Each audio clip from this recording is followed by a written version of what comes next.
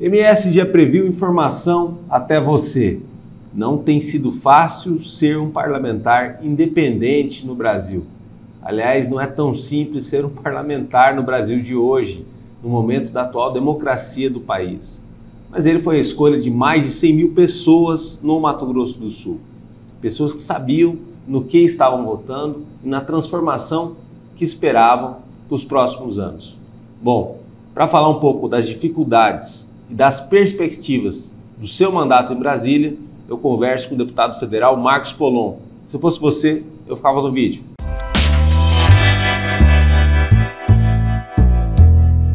Seja bem-vindo. Obrigado. Novamente ter essa oportunidade de entrevistar o senhor. A gente conversou antes do mandato, pouquinho antes do senhor começar lá em Brasília, e hoje tem a oportunidade, um ano depois, um ano de muita coisa, muitos capítulos, muita coisa que aconteceu com o nosso Brasil, poder conversar com o senhor de novo, que é uma figura sóbria, equilibrada e que pensa o Brasil por esse viés assim global, essa coisa holística de olhar o olhar 360. Não se tornou deputado à toa, foi muito pela visão que o senhor tem e não apenas pela bandeira que defende tão bem da legítima defesa do cidadão brasileiro.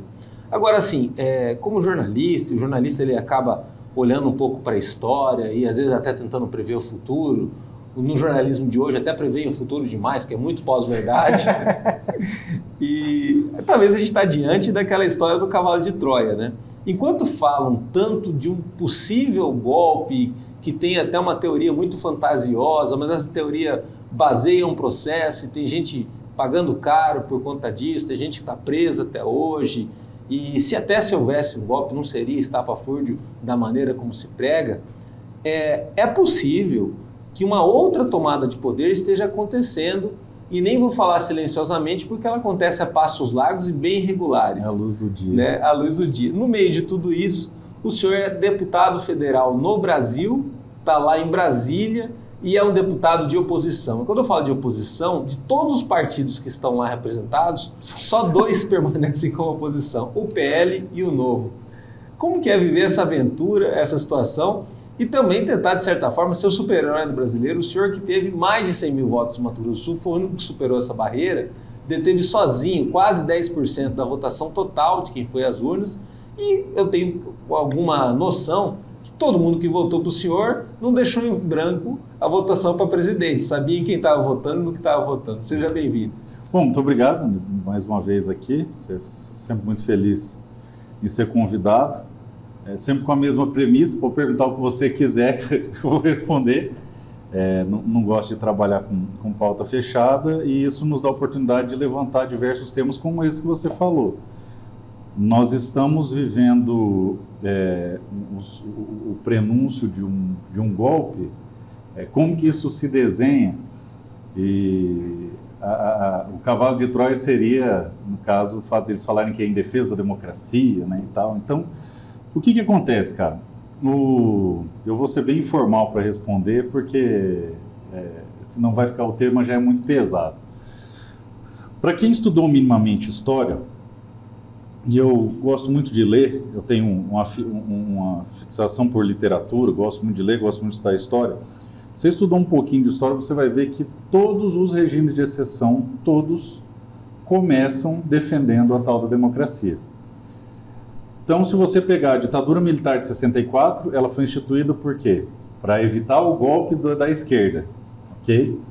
Se você pegar a República da China, foi também para defender a liberdade, a democracia. A República Democrática da Coreia do Norte, mesma coisa. Então, os ditadores, eles estão sempre defendendo a democracia.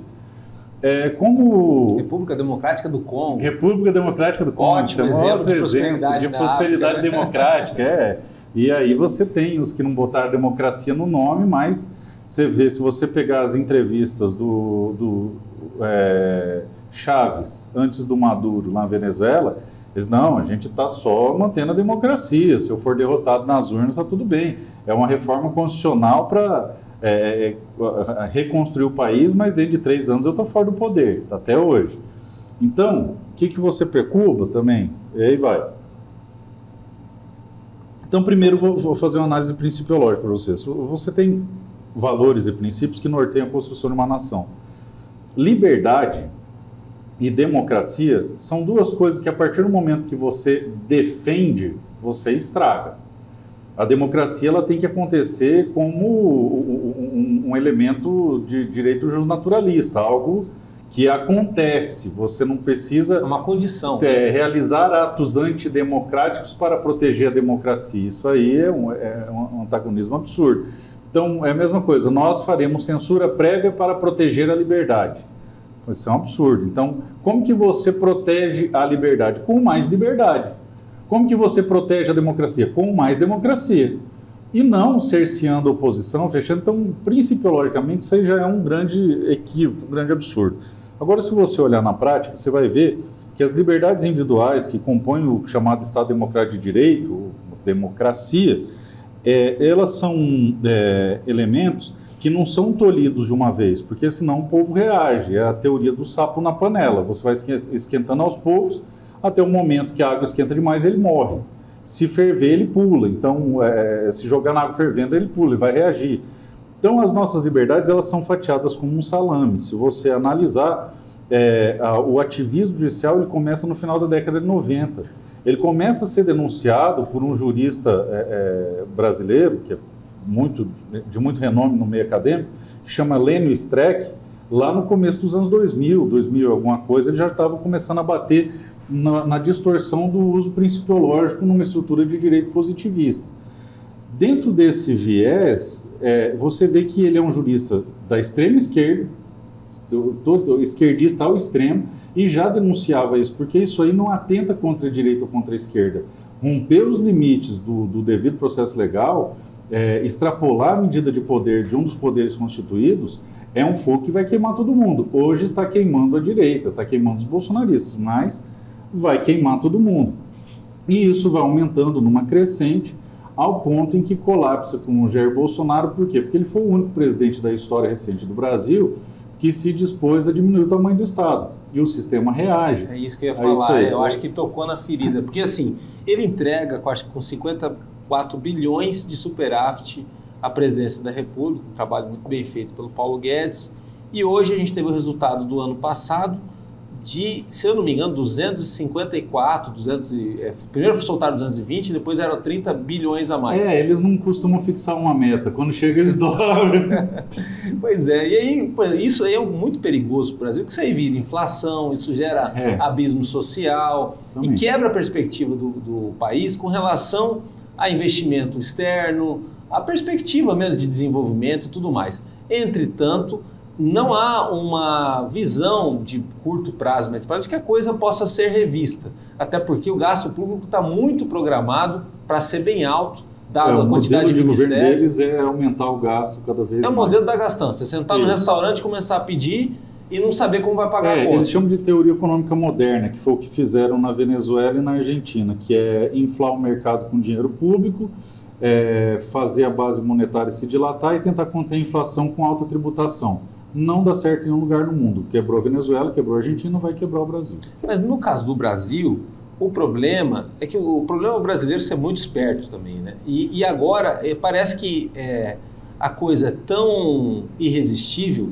que perdeu-se o controle. Tem cidades aí do interior da Bahia, outras aí do interior do Brasil, que gastam o dinheiro do orçamento inteiro da cultura no carnaval, em um show, né? E aí, por exemplo, assim, mostra assim, estou repetindo o que se fazia em Brasília, vamos fazer aqui também no municipalismo. O municipalismo, por outro lado, que sempre está no sufoco, porque o município arca com as contas de saúde, arca com várias contas de infraestrutura e tudo mais. E o senhor sabe o quanto que é difícil, porque o senhor lida também com pedidos de 79 municípios no Mato Grosso do Sul, boa parte deles com bastante déficit de situação de desenvolvimento, de precisar mesmo remodelar todo o seu layout, sua condição para poder explorar melhores condições. Esse município ele vai passar a ser sufocado paulatinamente, como o senhor falou do exemplo do sapo, a partir dessa reforma tributária, que também ficou uma coisa tão esquisita e complexa que é difícil de explicar. O senhor foi contra, o PL foi contra, em parte, teve gente que rompeu a corda, como tem bastante tempo, né? Mas não é só questão política de ganhou ou perdeu, ou como a mídia colocou que o Lula conseguiu finalmente emplacar a reforma tributária. É o que emplacou e o risco que isso tem a longo prazo, médio prazo. Como lidar também com essa questão de alertar sobre o caos, e falar da situação de um perigo futuro, sendo que as pessoas ainda não conseguem enxergar isso a curto prazo. É também o grande problema da direita hoje no Brasil, principalmente a direita que defende mais liberdade para o cidadão e defende uma atividade econômica mais responsável, é você falar de verdade enquanto o outro lado vai falar de fantasia, e a fantasia é sempre mais atrativa, né? A situação é bem complicada porque nós temos uma realidade quase que uma distopia no Brasil. Se você ler o George Orwell, você vai visualizar bastante mais ou menos a situação que a gente está. A gente tem um judiciário extremamente perseguidor, e aí a gente quebra a cabeça lá no parlamento. Como que a gente vai reequilibrar o regime de freios e contrapesos, de executivo, legislativo e judiciário? Só para você ter uma ideia, cara, vou até falar olhando ele para a câmera. É inconstitucional judiciário abrir ou movimentar inquérito. Vou repetir. É proibido constitucionalmente o judiciário abrir e movimentar inquérito. Terceira vez, a Constituição proíbe que o judiciário abra ou movimente inquéritos, tá? Por quê? Porque é um poder muito forte e aí isso é dado ao Ministério Público constitucionalmente. Então, eles já romperam o tecido democrático há muito tempo. Nós estamos num regime de exceção, estamos numa ditadura. A gente vive numa realidade em que todo mundo a todo tempo está esperando o momento em que a Polícia Federal vai bater na sua casa, sem motivo nenhum, totalmente sem motivo nenhum, com narrativas estapafúrdias, vai bloquear todo o seu patrimônio ou vai te levar para a cadeia simplesmente porque sim. Tá? Esse é o nível da situação atual das coisas. Então, esse é o primeiro cenário. O segundo cenário é o seguinte: o brasileiro médio, ele não está nem aí. O afegão médio, igual o pessoal da Jovem Pan gosta de falar, eles só vão entender que isso aí aconteceu depois que aconteceu há muito tempo. Então, quando ele não conseguir comprar carne, quando não conseguir comprar arroz, quando não conseguir comprar a cerveja do final de semana, aí eles vão sentir. Por exemplo, eu tive uma entrevista alguns meses atrás, num programa desses direcionados para a população em geral, que passa na hora do almoço. O apresentador falou, vocês falavam que ia virar uma Venezuela, não virou uma Venezuela, o arroz baixou, não sei o que ela baixou, a carne baixou. Mas em 2010 a Venezuela também não pensava que exatamente. Agora, nós estamos no que era Venezuela em 2007, e muito rápido. Eu tenho amigos venezuelanos que vieram para cá, políticos e intelectuais que fugiram do regime, e estão vendo que aqui está indo mais rápido que lá. Então, o que eu respondi para ele? O preço ainda não subiu porque eles estão... nós temos uma base econômica sólida construída pelo Paulo Guedes, igual você falou. Só que essa diminuição de preço ela é artificial, ela é por conta de uma intervenção estatal. Isso foi feito na Argentina também, isso quebra a economia a longo prazo. E vai quebrar, isso é um fato. Então, mais dia, menos dia... vai quebrar. Não é que eu estou torcendo para quebrar, é que é uma soma de fatores. Se você pensar o governo, município, estado ou governo federal como a sua casa, e aí o que é esse negócio superávit primário que ninguém entende? É você gastar mais do que você recebe. Aí você entra no cartão de crédito, entra no limite, uma hora vai colapsar. E é isso que esse governo está fazendo, gastando muito, gastando mal, e isso trabalhando só com o problema institucional. Então você vê, nós temos uma oposição que é subjugada pelo judiciário, onde ser de direita no Brasil hoje é crime. Mas pode ser comunista, né? Exatamente. Diz que é autorizado ser comunista. Exatamente. O próprio senhor Luiz Inácio diz que ele vai agir como um ditador para extirpar os bolsonaristas do Brasil. Então é mais ou menos o que aconteceu em regimes de exceção em que houveram genocídios. Então ele pode ainda não ter começado a nos assassinar em praça pública, mas é porque ainda não achou a narrativa forte o suficiente para fazer. Mas a vontade é essa. Então é sufocar, extirpar, prender, isso que o judiciário está fazendo. Para o cenário político, você tem um bloco de direita, com 100, 100 e pouco deputado, um bloco de esquerda com 100, 100 e pouco deputado, e o centro que faz um movimento pendular aqui no meio, conforme a sua conveniência. Acertou com o governo, ele traz os votos para a esquerda ganha. Quer tensionar o governo, traz os votos para a direita, a direita ganha. Então, e manobra conforme seus interesses. A reforma tributária não passou porque foi do interesse do governo, ela passou porque tem muito deputado ali que quer mais dinheiro e vai ter acesso através dessa reforma tributária. Aí nós vamos para um outro problema. Veja, tem o problema do judiciário, tem um problema da própria estrutura de poder do Brasil.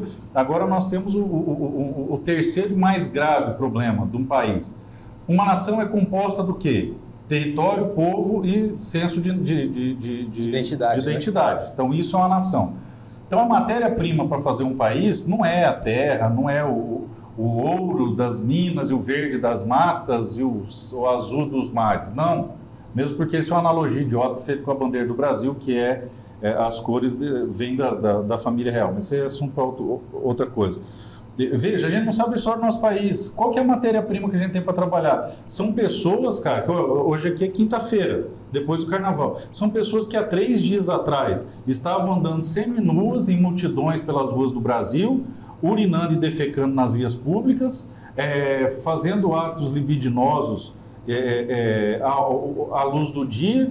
Então, essas pessoas não estão interessadas. Veja, num país onde o maior criminoso da história do mundo, nunca ninguém desviou tanto dinheiro nem roubou tanto quanto o senhor Luiz Inácio, nunca ninguém se envolveu num escândalo de corrupção tão grande, de tamanhas proporções, que o próprio Gilmar Mendes falou que era um absurdo, que eles tinham dinheiro para pagar 30 eleições, que foi uma coisa estapafúrdia. Você não consegue ver nos registros históricos nada parecido com o que aconteceu no Brasil. E as pessoas votam nesse cara.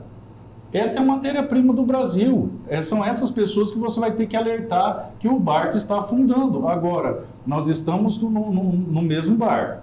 O barco está fazendo água. Você está lá com todo mundo tirando água. Os caras pegam e colocam como timoneiro desse barco, como piloto, para o pessoal entender, desse barco, um cara que fez um buraco no barco, que estava preso até ontem porque furou o barco. Mas, então, é um desafio muito grande, porque ao mesmo tempo que a gente é obrigado a conviver com medo, e a primeira barreira é vencer esse medo. Tem muita gente que vem, vocês só falam, vocês não fazem nada. Por isso que chama parlamento. Denunciar é a primeira coisa a ser feita.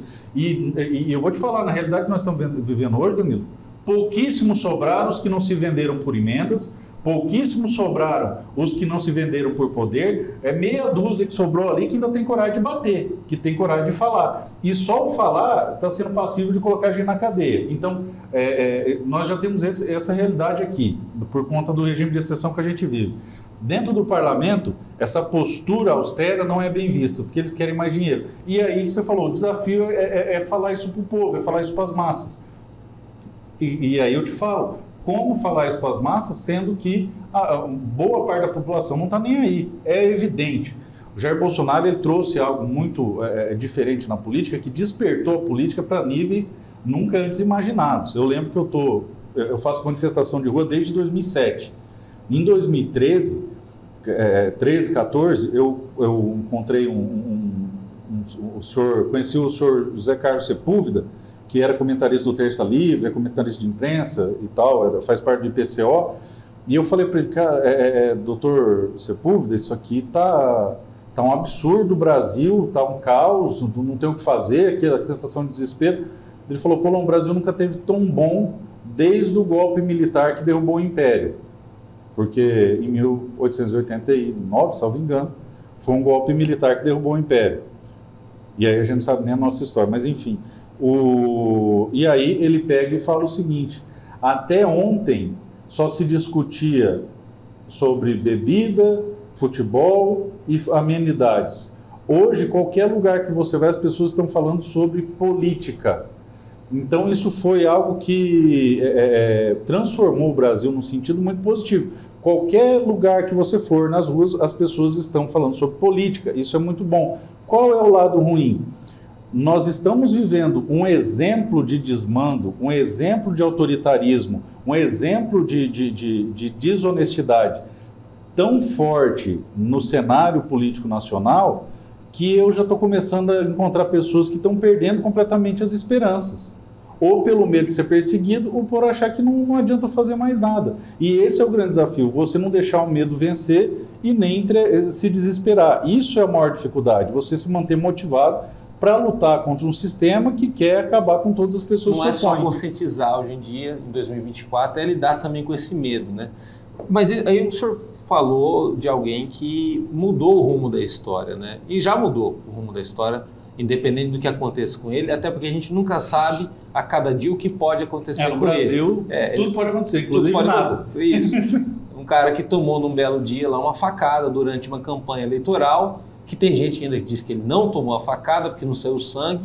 Então é só tomar uma facada para poder saber o que é uma facada e o que é você ser cerceado de uma disputa eleitoral. Você vê, cara, como é que é. Período. O cara foi quase assassinado, não morreu por muito pouco e ninguém conseguiu quebrar o sigilo de nada e ninguém blindar esse cara. Agora, se você mandar uma mensagem para mim, fala, Polon, meu líder, eu posso ser preso.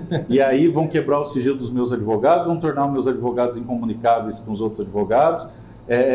Ou seja, tem uma frase muito célebre que diz o seguinte: não prender os comunistas pelos crimes que eles cometeram vai fazer com que eles nos prendam pelos crimes que nós não cometemos. Essa é a realidade. Agora, sim, em 2018, o Bolsonaro, pela opinião pública, ele rompe não só com a velha política, mas ele rompe com o sistema. Ele quebra o sistema a partir de uma eleição. Isso. Porque é uma vitória inquestionável. Um celular, uma caneca de plástico. Então, e assim, conseguiu vencer essa eleição. E aí ficou aquela dúvida no ano seguinte se ele daria conta de lidar com isso na governabilidade. Ele tem um primeiro ano difícil, até porque ele lida com o orçamento que deixaram para ele. E no segundo ano dele de mandato vem a pandemia. Ou seja, dos 4 anos, os 2 do meio, que são os mais importantes, ele tem a pandemia para lidar com isso. Guerra na Ucrânia, consegue lidar com a questão do Auxílio Brasil, equilibrar o país. A gente conseguiu comprar vacina antes, foi o primeiro país a comprar, se vacinar. Acho que foi entre os 20 países do mundo que terminou de vacinar primeiro. E assim, sempre lidou com as controvérsias do Brasil. Como você falou, assim, defendeu a liberdade de expressão, se expressando bastante. E depois, na eleição dele, ele novamente, a partir de uma derrota, ele dá uma chacoalhada no sistema no seguinte sentido: para um rato entrar na sua casa, ele precisa ver alguma porta aberta ou algum buraco. Ele não vai entrar lá do nada. E o nosso sistema político ele é cheio de buracos, né? O ex-presidente Fernando Henrique ele dizia que era um congressionismo confuso, né? Que não é nem parlamentarismo nem presidencialismo. A verdade é que nesses moldes que a gente tem, a coisa não vai para frente nunca. E pior que isso ainda acontecendo, como o próprio Alckmin falou, de você botar um possível ladrão na cena do crime de novo. Ou seja, no mínimo, pode ser que não dê nada. Mas ele já fez o prejuízo. Isso e pode ser que ele piore. Olha que interessante. Isso aí é bem interessante você levar em consideração a estética que as coisas se apresentam. Você tem um presidente que fala que vai pôr todo vagabundo na cadeia. Há um espírito no Brasil de que o crime não compensa mais. Sim. Agora elege um cara que fala que é normal roubar um celular para tomar uma cervejinha. E está o tempo todo indo na imprensa para falar que vai descriminalizar delitos contra o patrimônio e liberação de droga. A resposta imediata é a população entendendo que o crime compensa, porque para esse grupo compensou. Isso aí E aumentou a inadimplência. Exatamente. Você tem indicador de violência que aumentou também. E todo o desrespeito à ordem social, porque é isso que eles pregam, é isso que eles fazem. Por exemplo, assim, como que um presidente da República que elege grande parte do Congresso, uma grande parte significativa mesmo, não é eleito? Quer dizer, fica uma coisa difícil de explicar. Tudo bem, pode ser que tenha sido real. Mas aquela coisa assim... Isso que é o mais legal. Pode ser que tenha sido real. Cara, imagina, é uma eleição para presidente da República, quando a gente vai falar, olha, é muito pouco provável... O voto mais importante do presidente. É muito pouco provável que o Luiz Inácio tenha ganho a eleição legitimamente. Mas... partindo do pressuposto que pode ser que aconteceu. Cara, ele não imagina, gente, é mais fácil você votar para presidente e esquecer. Todo mundo? Vota só na sigla para deputado federal, deputado estadual e para governador. governador. Que quase não teve voto de legenda, cara. Foi muito pouco. Aí, mas você imagina, aí você vê, tudo bem, aí ele ganha, mas ele não teve tantos votos para o Congresso. Cadê esse povo, cadê esses eleitores? E aí que tá, eu tenho muita dificuldade quando eu vou tratar do processo eleitoral, de falar da urna em si. Por quê?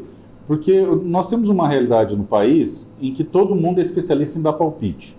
Tá? Se o assunto da vez for sobre, sei lá... Foi a vacina? Sim, vacina, todo mundo é especialista. Passou na novela, no Fantástico, sei lá onde, que um cavalo morreu numa corrida. Até o final da tarde, todo mundo é especialista em equitação, em medicina veterinária e escambau. Então, eu tomo muito cuidado sobre o que eu vou falar, até por conta da posição que eu ocupo, todo mundo me pede opinião de tudo.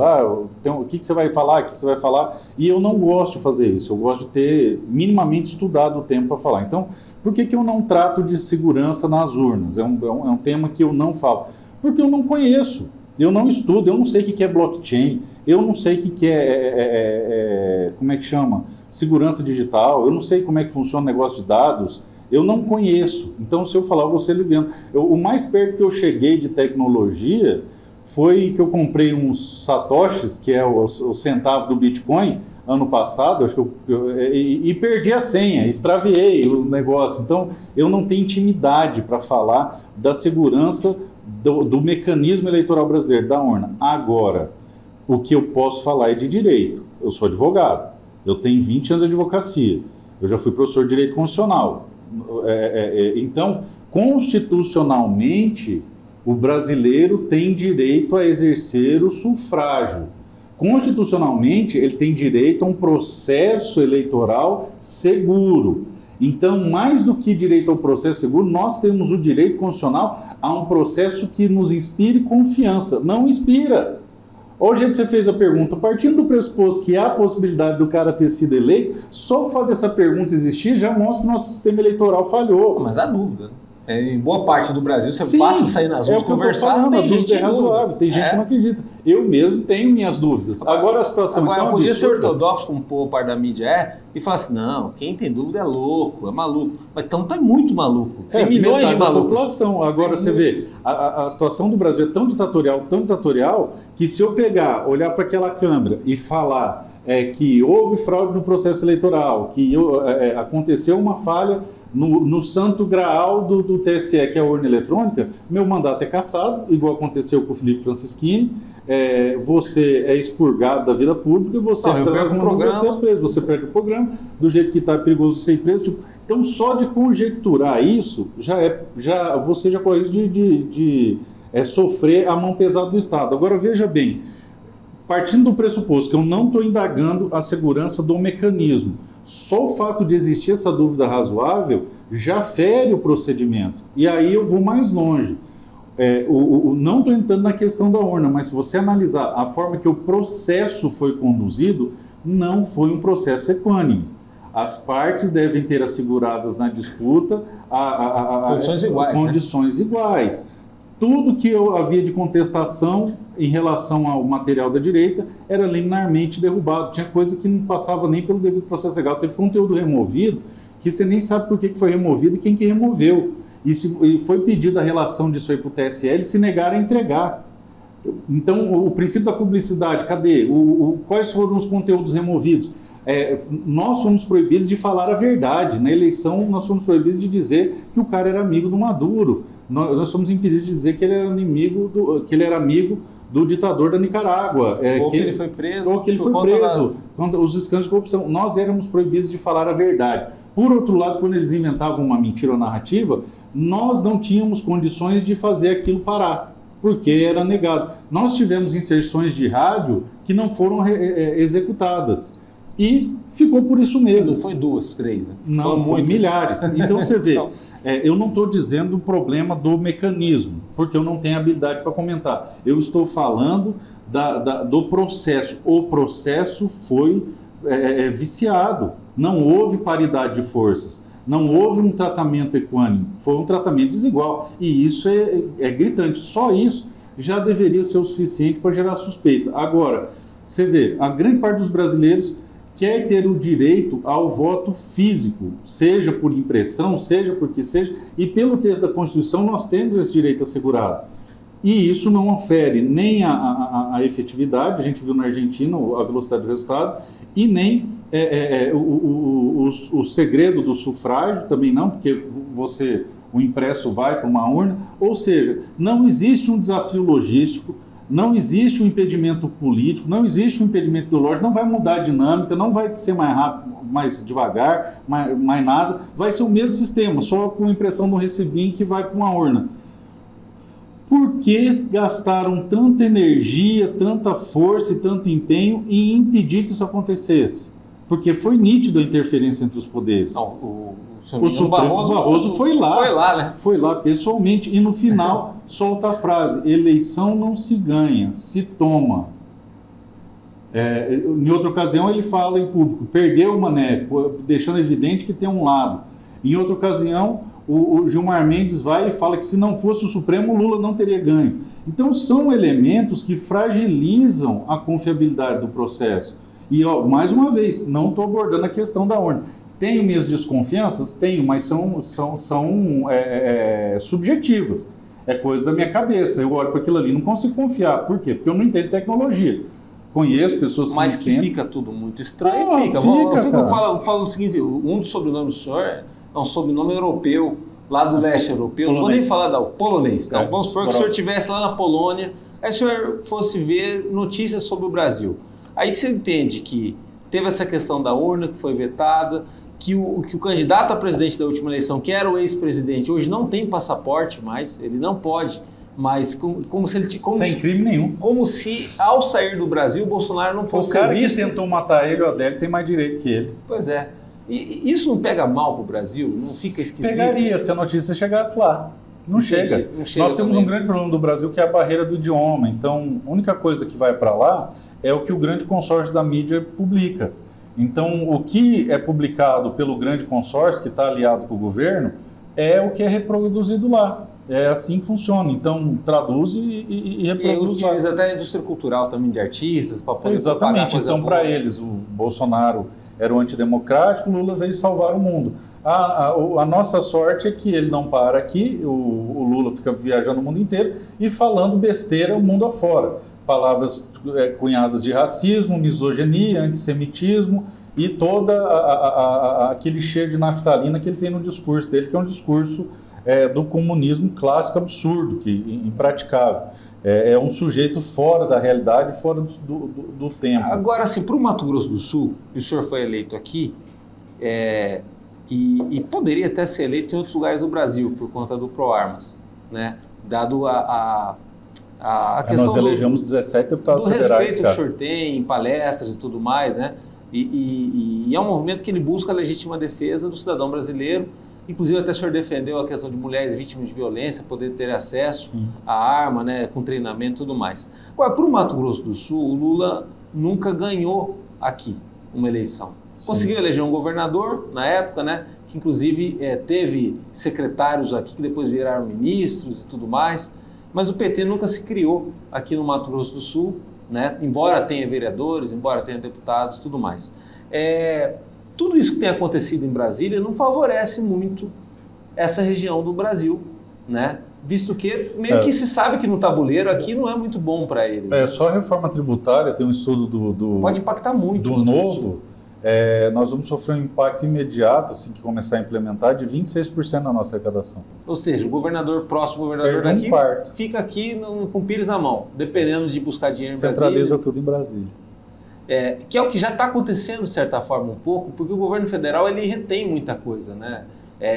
A própria crise favorece isso, e a situação dos municípios faz o governador ir para lá e pedir pelos municípios. Como tem sido esse trabalho de articulador do senhor também, que o deputado federal no Brasil acaba tendo que ser também essa ponte do dinheiro, senão o dinheiro não chega, e se o dinheiro não chegar, o cidadão sofre. Cara, então, o que acontece? No governo PT você só vai ter acesso a esse dinheiro se você vender seu voto.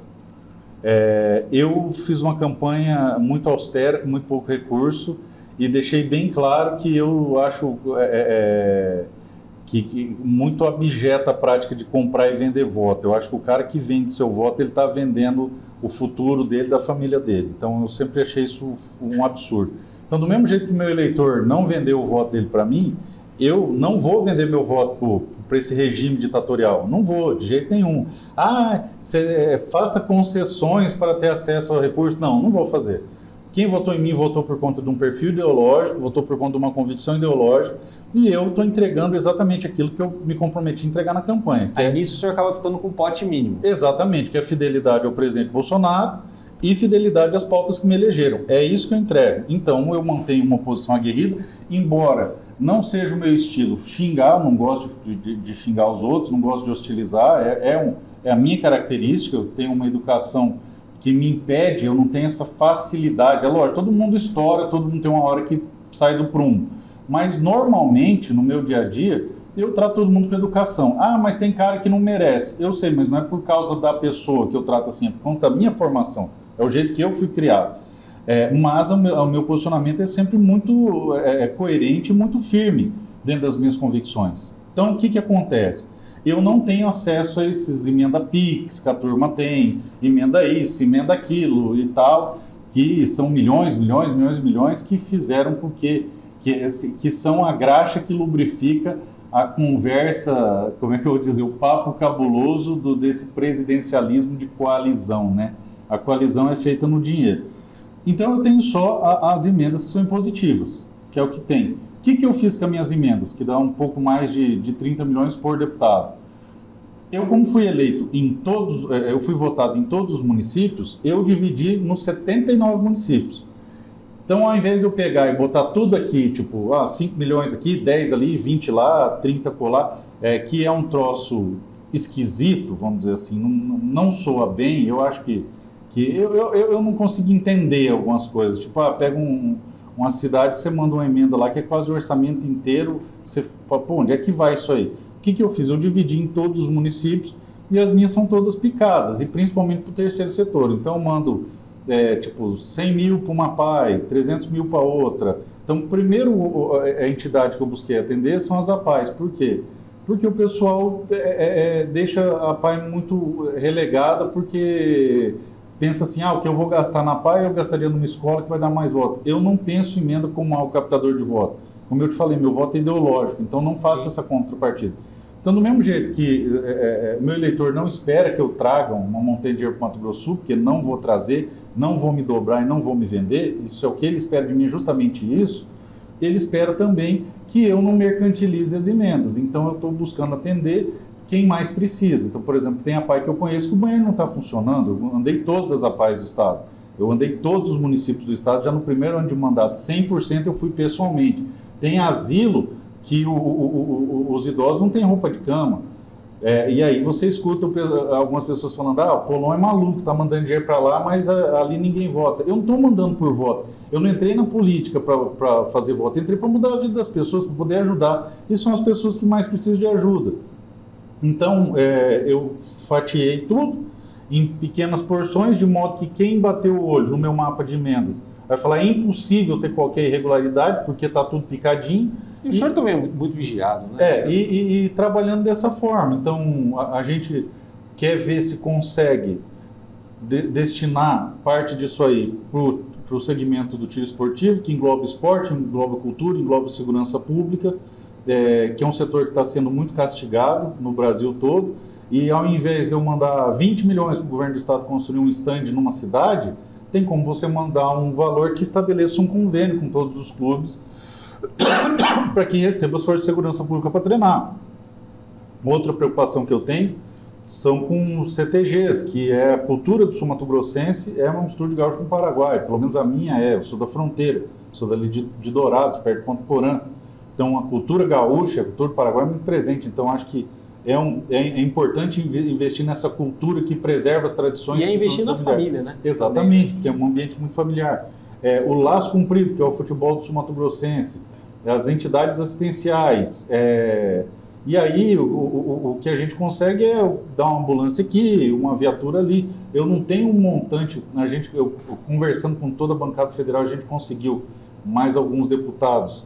Cada um dá um pedaço para construir um hospital flutuante para a Marinha, que vai atender toda a população ribeirinha ali da região do Pantanal. Aí eu pedi ajuda para os outros deputados, e por isso que eu tento manter um bom relacionamento com todo mundo, porque sozinho eu não construo nada. Então eu tive que pedir para todo mundo, pessoal, vamos cada um dar um pouquinho para a gente atender a Marinha ali. Então, em relação à emenda, a gente faz isso. Nós distribuímos para 100%, então todos os municípios, sem exceção, vão receber alguma coisa. Agora vai receber pouquinho, porque não tem grandes coisas para mandar. Eu sei que logo que eu fui diplomado, os que recém entraram receberiam 5 milhões de emenda de relator, que é a EP9, eu acabei recebendo 3. 1,5 eu mandei para Dourados, que é minha cidade natal, que está sendo feito um asfaltamento de um bairro lá. E um e-mail eu mandei para Chapadão do Sul, que foi a cidade que proporcionalmente eu fui mais bem votado. É um jeito de agradecer o empenho, a confiança das pessoas. Mas das emendas, do mapa de emendas desse último ano, que fechou ano passado, você vai ver que é tudo picadinho, não tem nada assim. O que é, de certa forma, ideal, né? É para atender todo mundo. Porque não é à toa hoje em dia que no Mato Grosso do Sul alguma região tem, outra não, mas porque alguém um dia pensou em só priorizar. Isso até em governos aconteceu, né? Agora, o dia do senhor tem que ter mais de 24 horas, porque além de ser deputado, o deputado tem multifunções e tudo mais, o senhor também tem essa incumbência do PL estadual, né, de congregar todo mundo, de trabalhar essas ideias, de convergir talvez os pensamentos. Nunca é fácil lidar com pessoas e tudo mais, mas o pensamento de direita no Mato Grosso do Sul teve um protagonismo muito forte desde 2018.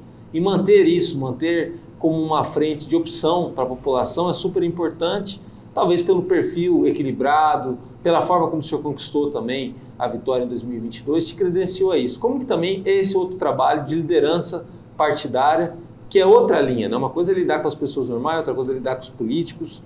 Né? Eu tenho alguns desafios. Lembrando que o Bolsonaro sofreu muito com isso, né? Porque ele tentou fechar um grupo, fechar um time, muita gente desembarcou. Eu tenho alguns desafios, que é o quê? Eu fui pessoalmente a todos os municípios para conhecer todo mundo. Acho que eu sou um dos poucos deputados federais que fizeram isso já no primeiro ano de mandato. Até o meio do ano eu já tinha dado 100% do Estado. E o que eu procurei fazer? Não manter panelinha. Falei, junta todo mundo que é da direita e toca o barco.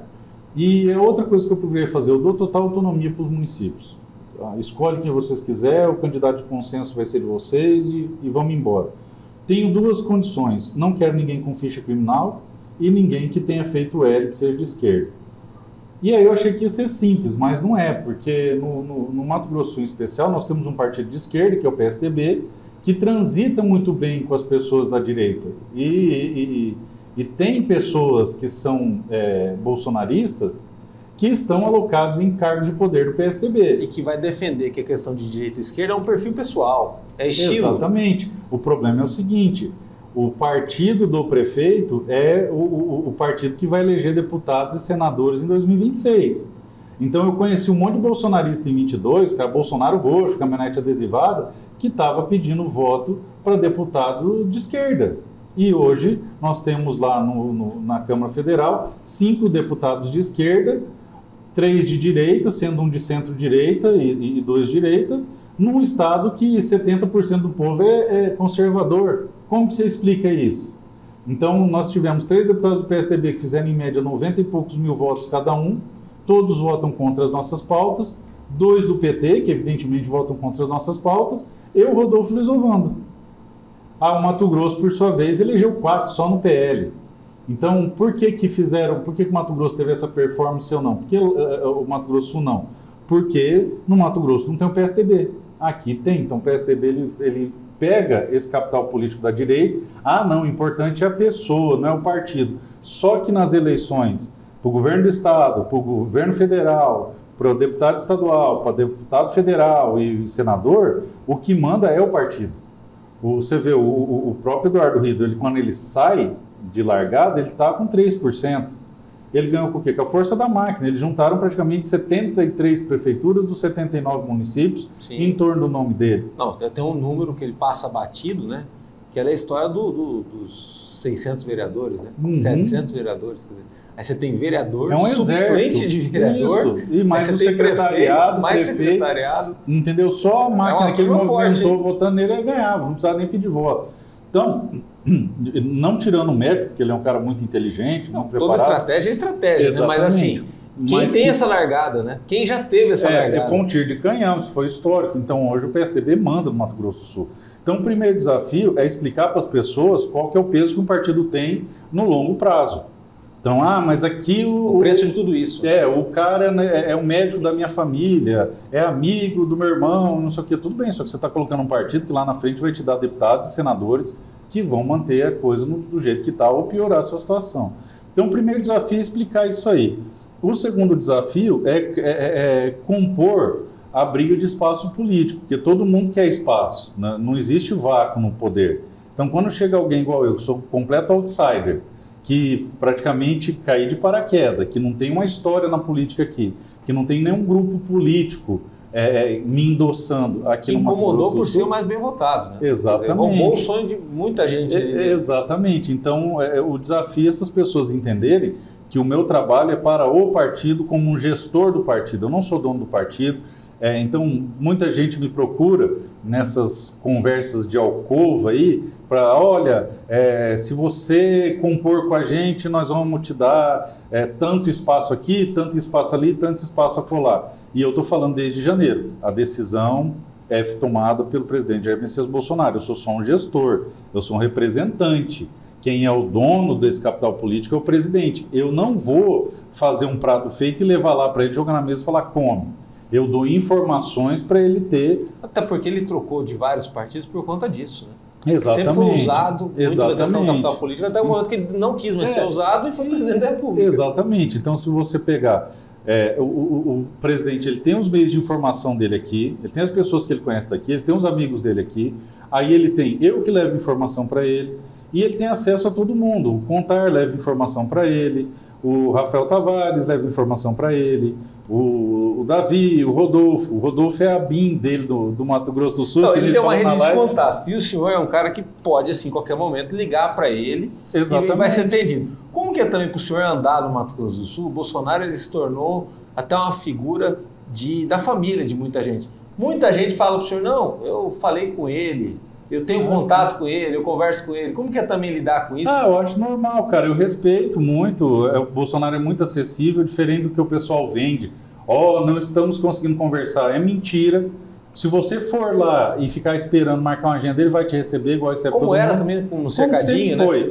Então, qual que é a minha missão? É me assegurar que todas as informações que eu receba, eu levo para o presidente. E aí ele constrói, ele compõe e eu obedeço. Eu resolvi fazer desse jeito justamente porque eu quero que exista um partido de direita no Mato Grosso do Sul. Se não fizer assim, não vai ter. Não vai ter. Vira um híbrido e aí se virar híbrido não é nada. Não é nada. Igual os outros partidos todos, com exceção do PT, tem todo tipo de cor dentro. Só o PT que é só vermelho, mas os outros tem vermelho, tem branco, tem azul. Se conversar com o pessoal do PT, eles reclamam de alas que não são ali. Estão mais ao centro, mas lá ali todo mundo é esquerda. Mas no fundo, é tudo premeditado. Né? Você tem que ter alas diferentes para conversar. Então, o que acontece? O presidente tem acesso a todo mundo e quando eu encontro alguém que é próximo do presidente, eu fico feliz, porque ele está no mesmo bar que eu.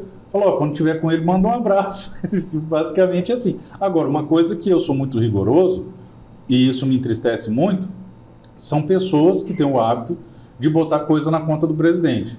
O Bolsonaro pediu isso, Bolsonaro pediu aquilo, Bolsonaro mandou eu fazer isso, olha, Bolsonaro me mandou como porta-voz. Cara, o presidente tem um celular, o celular dele tem câmera, se ele for mandar um recado, ele grava.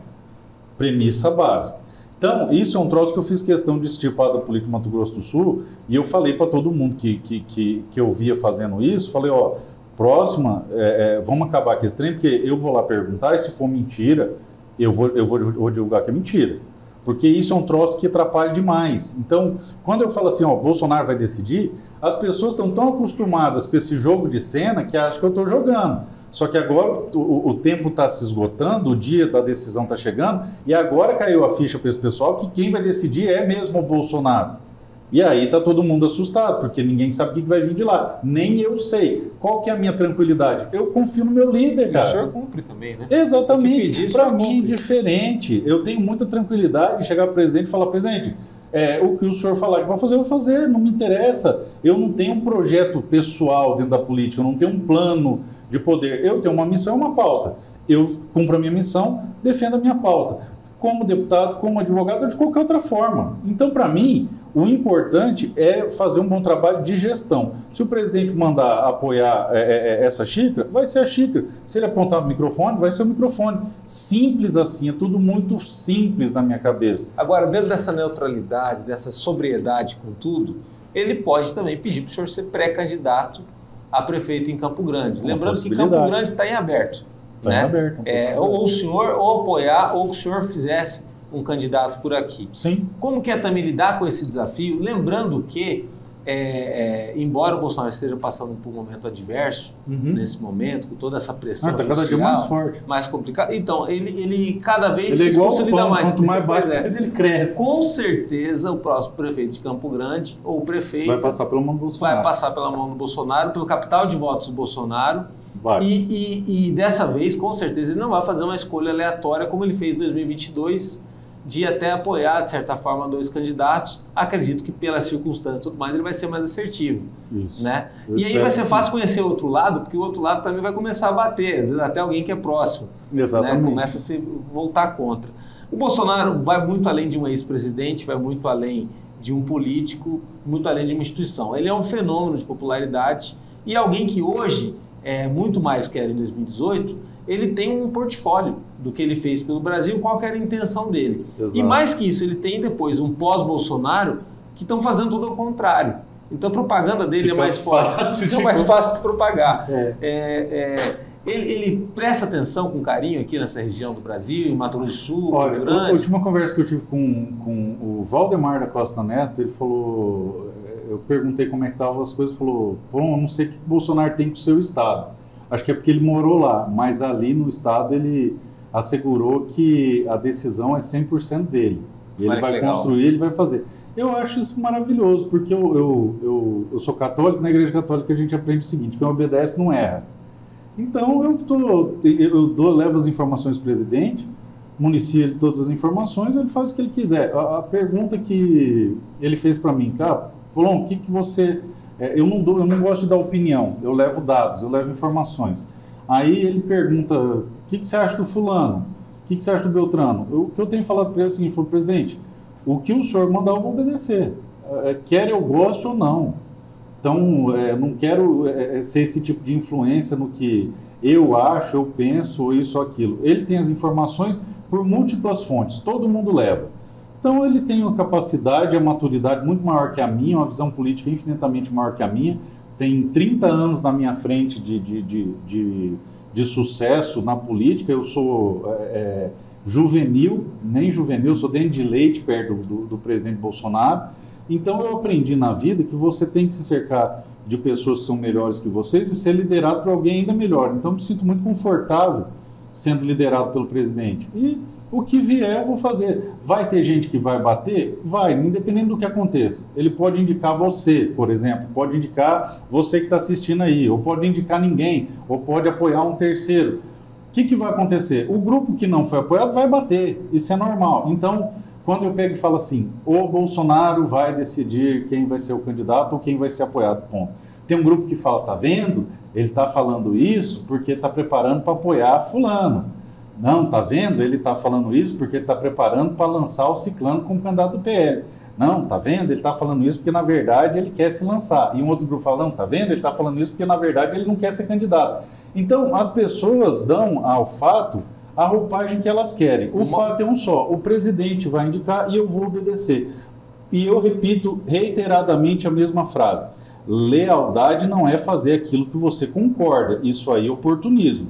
Lealdade é fazer aquilo que você não entende ou discorda, isso é lealdade. Então, se eu digo que a minha eleição se deve ao fato das pessoas terem encontrado em mim alguém fiel ao presidente, eu serei fiel ao presidente independente do que ele fizer, onde ele apontar eu vou. Até porque o senhor simboliza essa esperança, né? Agora, assim, transitando nessas etapas da história, para o presidente Bolsonaro, que é um cara muito inteligente, eu tive a oportunidade de entrevistá-lo, e o raciocínio dele realmente é a velocidade da luz, é uma coisa incrível, e tem que estar muito preparado mesmo para poder falar com ele. Tem. E aí teve até um colega... Foi forjado no fogo, né, Sim. cara? O pau quebrando o tempo todo em cima dele. Tem mais água aí? Aqui, não, tranquilo, cara. Aqui, tive colegas lá que foram fazer entrevista, não se prepararam tanto e não se deram bem.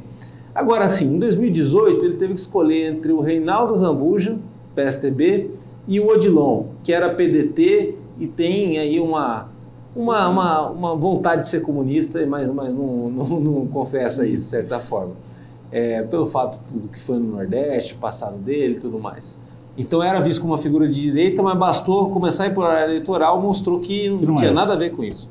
Depois, em 2022, ele abre a campanha eleitoral dizendo do tanto faz, por conta da Tereza Cristina, né? E aí, lá numa quinta-feira, às 11 e pouco da noite, aqui no Mato Grosso do Sul, ele abre o microfone de um debate e solta um furacão, cravou no contar, até porque ele via que mudou a eleição do Estado. Né? Mudou a eleição. Se acompanhar o tracking diário, a pesquisa fez assim. Não tem precedente, não tem precedente. Claro que depois, no segundo turno, dependia muito do contar e dependia muito de como que a máquina agiria. A máquina agiu de uma forma como nunca agiu também e se resolveu ali em 20 dias, algo assim, tratorou a situação toda. Né? E o pior é que a máquina fica ofendida ainda quando a gente fala isso. Mas é verdade, porque quando você tem 700 vereadores, você tem suplente, você tem o passe de todo mundo. Eu estava do lado que apanhou, eu estava apanhando contar. É algo assim que não dá para ignorar, né? Eu também fui atropelado. Essa máquina não deu nem para anotar a placa. Agora, assim, chega 2024... Você tem as cartas na mesa e é claro que o presidente não é mais presidente, não tem toda aquela... Ele não está numa campanha eleitoral, a visão dele sobre as coisas é outra. E mais que isso, ele tem do lado de cá uma figura como o senhor, equilibrado, ponderado, algo que talvez ele não tinha lá em 2018 para poder fazer alguma escolha, né, para poder definir as coisas. Isso define muito com que novamente a gente possa ter o efeito daquela quinta-feira, né? Pelo menos aqui no Mato Grosso, o colégio eleitoral não é tão grande quanto nos grandes centros. Olha, o que eu posso dizer para você? O que eu vi o PSL e o PL se comportando nas últimas eleições. Por uma questão de dominância, nós sempre fomos uma espécie de partido satélite. Precisa juntar, então traz o PL aqui, traz o PSL aqui. O PSL estava na chapa do Reinaldo, não sendo contra o Reinaldo. Exatamente. E sempre perfilado com o PSDB. Por quê? Porque o PSDB ele pega votos da esquerda e da direita. E eu acho isso aí bem mais perigoso do que a esquerda propriamente dita, tá?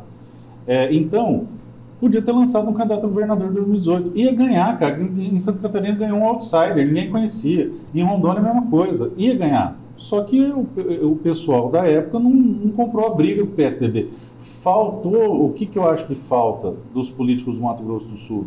Quem tem coragem de apontar o dedo para um troço e falar, isso aqui é ruim para o meu estado, eu não junto com isso aqui. E é o que eu tenho feito e tá, meu Deus, que absurdo.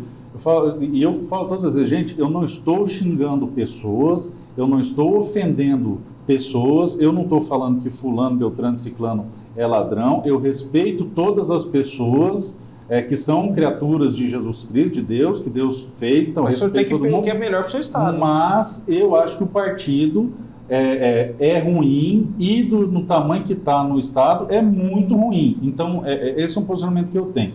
Então, 2018 aconteceu isso, 2020 mesma coisa, 2022 mesma coisa.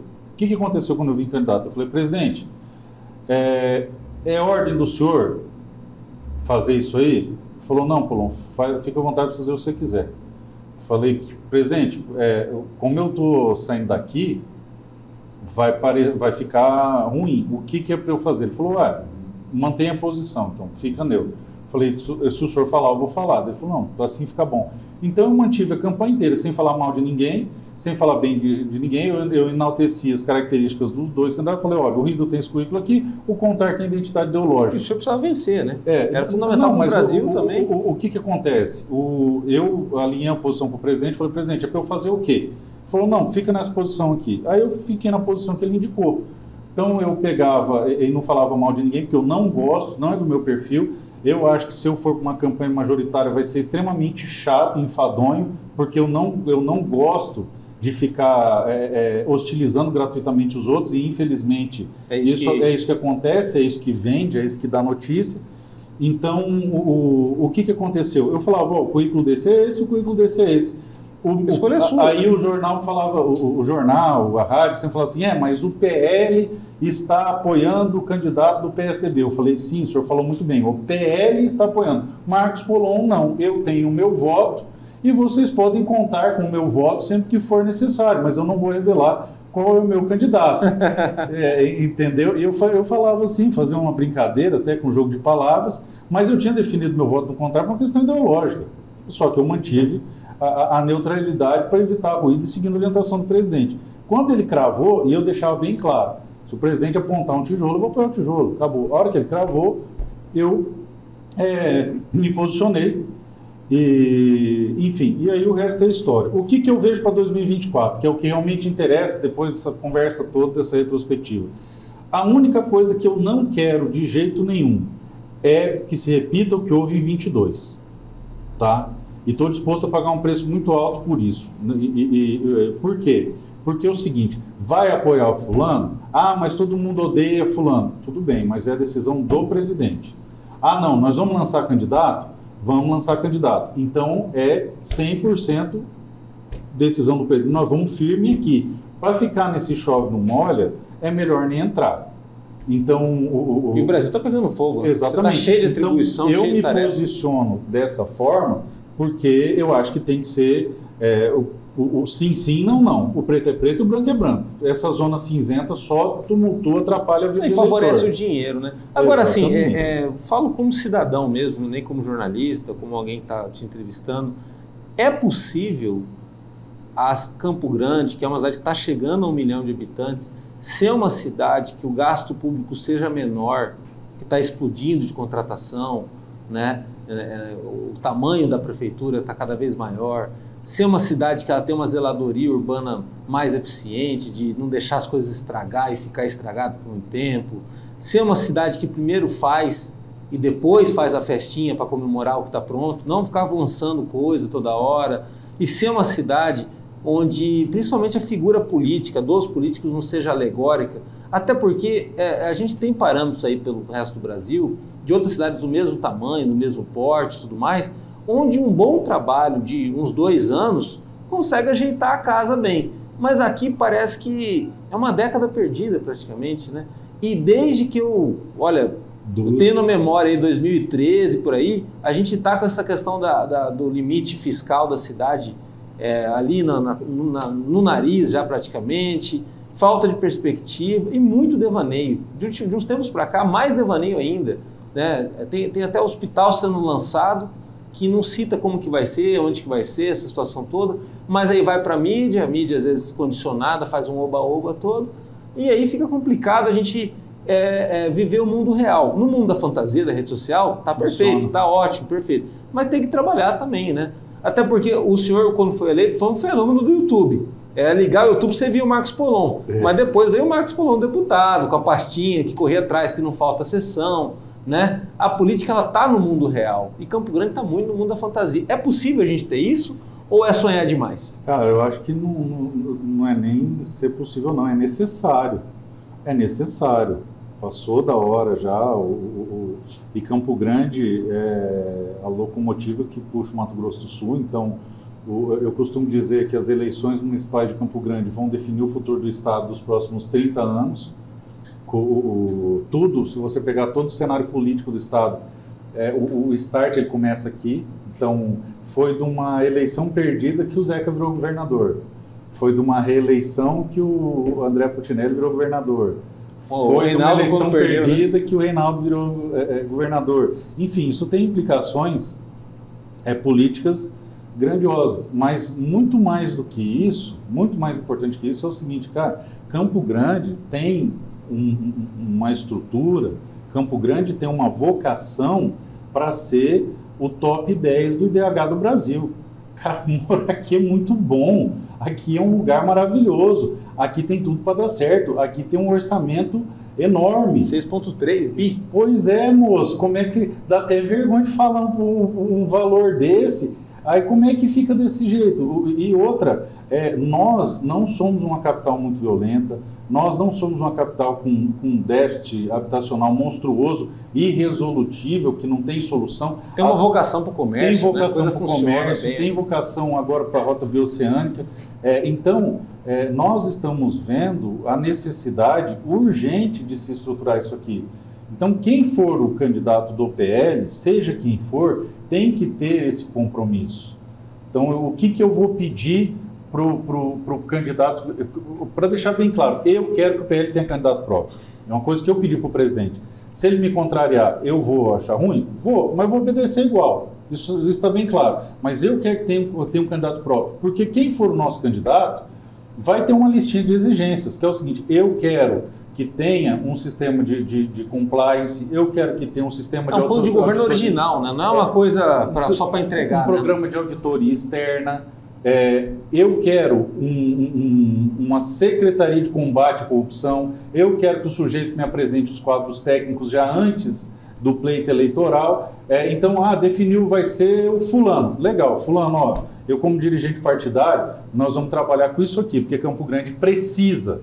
Tá? Não é nem usar aquele jargão de político, Campo Grande merece. Não, Campo Grande precisa, e precisa urgentemente de um gestor que trate com seriedade esses aspectos, certo? E eu não estou tecendo crítica a ninguém, eu não sou de ficar jogando farpa em ninguém, eu estou dizendo o seguinte... É o momento da cidade. Que há a necessidade e, como você falou, esse pode ser a chave de virada de toda a história do Mato Grosso do Sul. Se nós conseguirmos colocar um prefeito bolsonarista que imprima na prefeitura o estilo Bolsonaro de governar, com pouco gasto, não rouba e não deixa roubar, quadros técnicos, isso aí muda a história da cidade. Mudando a história da cidade, por questão de quase que de osmose, vai ser natural, vai mudar a história do Mato Grosso do Sul inteiro. E se nós conseguirmos consolidar um projeto forte da direita no Mato Grosso do Sul, nós podemos fazer isso se irradiar para o Brasil inteiro. Então, a longo prazo, a eleição de Campo Grande pode ser o fator de virada para a realidade de todo o país. Você precisa de um case, né? Exatamente. O Estado está carente disso. Né? Então, você vê, por exemplo, recentemente o Estado publicou PSDB planeja sua reconstrução no Brasil através de Mato Grosso do Sul. Então, nós não podemos ter essa síndrome de vira-lata e falar nosso estado tem menos eleitor que a cidade de Campinas. Só que o nosso estado é extremamente importante dentro do cenário nacional. O nosso estado é fundamental na produção, o nosso estado é fundamental no crescimento, é um dos estados que mais se desenvolve. Então, se você não tratar com seriedade isso, você vai estar entregando para o inimigo. Um dos grandes problemas do Brasil ao longo do tempo é essa história. A política é lugar de quem não presta. Aí as pessoas boas não se envolvem, só se envolve quem não presta, e o resultado é esse que a gente viu. Não é o político que se torna ladrão, é o seu voto que faz o ladrão se tornar político. E é isso que a gente tem que impedir, participar. Por exemplo, as pessoas falam, vocês são nossos empregados, tem que cobrar. Ótimo, mas você tem um empregado, você vai acompanhar o serviço dele.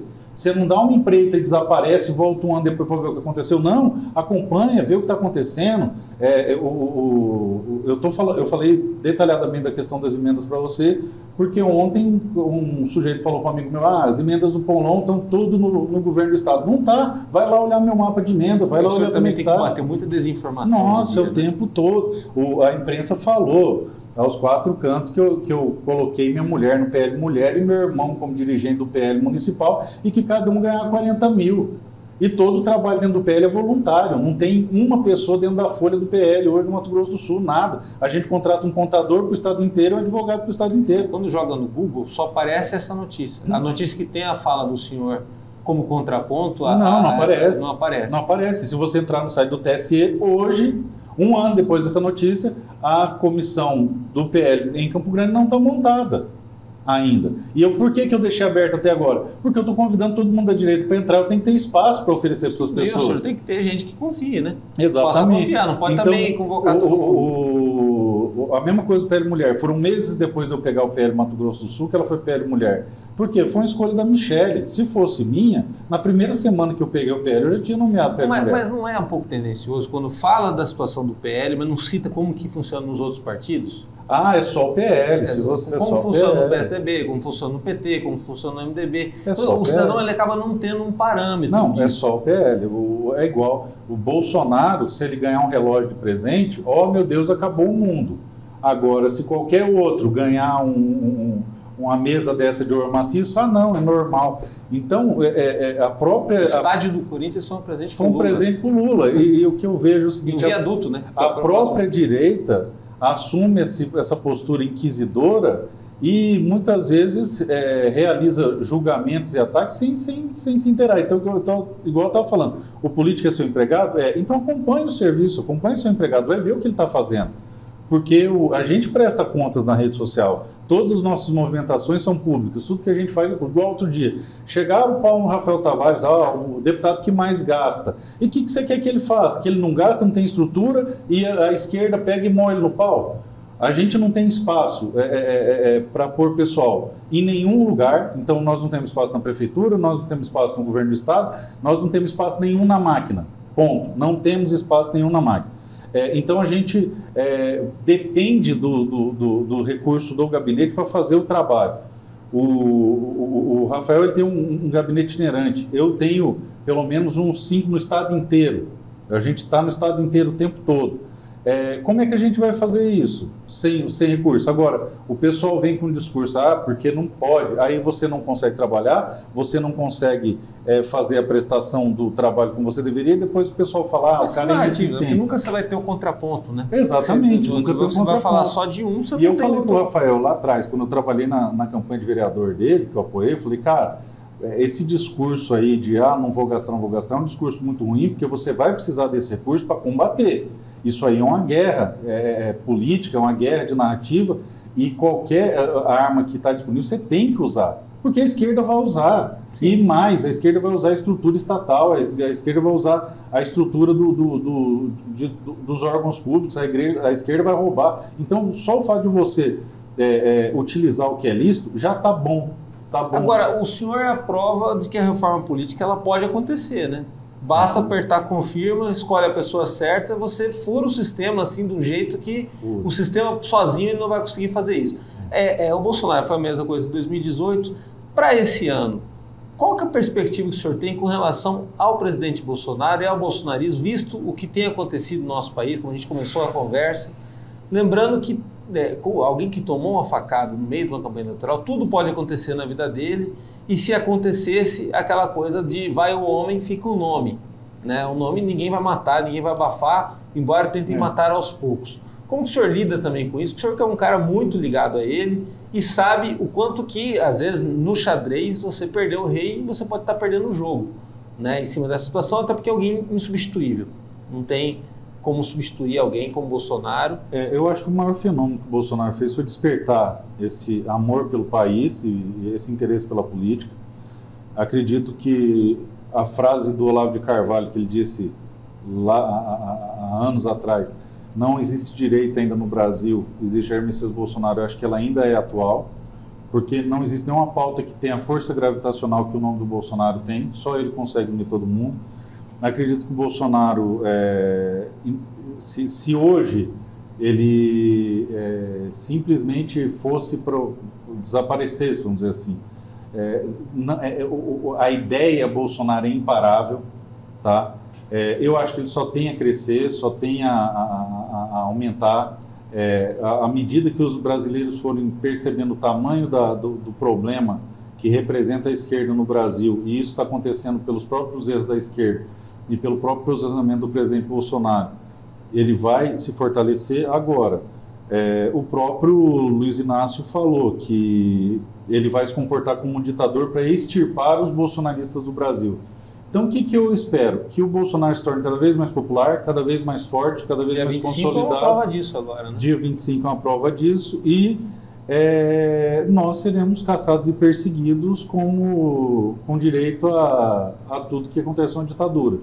Então, se você olhar minha postagem de ontem do Instagram, eu fiz uma postagem e coloquei, resumindo, coloquei Deus vult, que é Deus quis, vontade de Deus. Que Deus me colocou numa posição de combate, é combater o bom combate, e é o que me aguarda. Eu falei para minha esposa, fugir nós não vamos, se acovardar nós não vamos. O que sobra? Lutar enquanto der. E se você for preso? Fazer o quê? E se te matarem?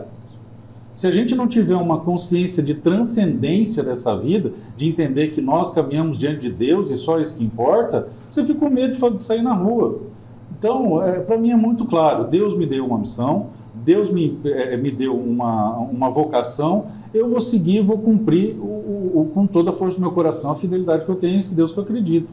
O que vai acontecer daí para frente não é problema meu. Eu toquei minha campanha inteira assim, falando, nós compete o bom combate, a vitória pertence a Deus, e me trouxe até aqui. Onde isso vai me levar, Deus é que sabe. Vamos supor, é igual o negócio que eu falei para você, o que cai na minha mão eu vou fazer.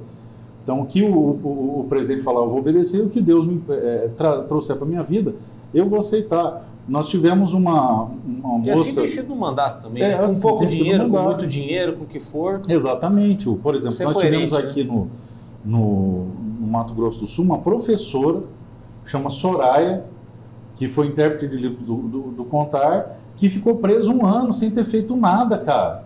1 ano presa, ninguém foi lá visitar, ninguém foi lá perguntar o que ela tinha, o que ela precisava, como é que ela está hoje. Ninguém se deu conta disso aí. Ninguém.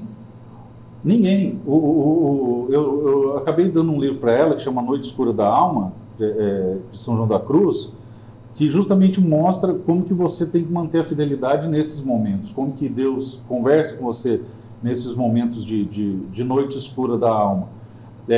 E se você não estiver preparado para passar por o que essas pessoas passaram, você está no lugar errado. O Brasil não é mais lugar para você. Então você tem que estar emocionalmente preparado, fisicamente preparado e rezar para suportar, porque hoje, para quem é verdadeiramente bolsonarista no Brasil, ser preso, observar a expropriação dos seus bens e provavelmente escorregar no chuveiro, igual o Oswaldo Eustáquio escorregou e ficou numa cadeira de roda, é uma possibilidade para qualquer um de nós. Infelizmente, é o Brasil que a gente vive. Mas assim, tudo pode ter uma reviravolta. Os Estados Unidos têm a prova disso, né, do que aconteceu, o Trump tem a chance de voltar, e principalmente desses valores de discussão, de defesa da democracia, uma defesa real da democracia, e até dos rumos do Brasil. Né? Se o Brasil quebrar, aí não tem jeito. E os carrapatos morrem de fome. Se o boi morrer, os carrapatos morrem de fome. Agora, eu não sei qual que é o plano, né? Qual que é a situação. Mas se o boi morrer, como o senhor falou bem aí, não tem jeito, né? Exatamente. Se a vaca secar. Obrigado. Valeu. Prazer falar contigo Satisfação aí. Minha, cara. Parabéns aí pela responsabilidade que enfrenta essa missão, o mandato. E vamos que vamos. E acompanha nosso trabalho no www.msindia.com.br. Lá no YouTube tem os cortes, as entrevistas completas, também muita coisa no Instagram e no Facebook do MS em Dia. Até a próxima.